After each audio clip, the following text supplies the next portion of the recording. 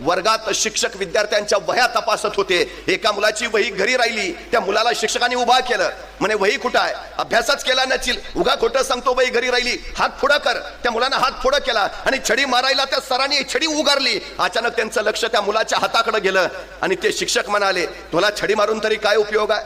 तुझ्या हातावर विद्येची रेषाच नाहीये, उपयोग काय तुला मारून? त्या सरांनी छडीचा हात मागं घेतला. पण त्या मुलानं सरांना विचारलं, सर हातावर विद्येची रेषा कुठं असते?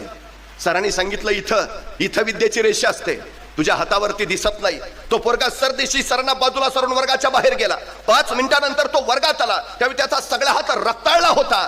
सरांनी विचारलं, काय केलंस? गुरुजी, नियतीनं माझ्या हातावर विद्येची रेष आखली नसेल, पण मी बाहेर जाऊन चाकून माझ्या हातावर विद्येची रेष काढली आहे. मी विद्या घेणार गुरुजी, मी शिकणारच.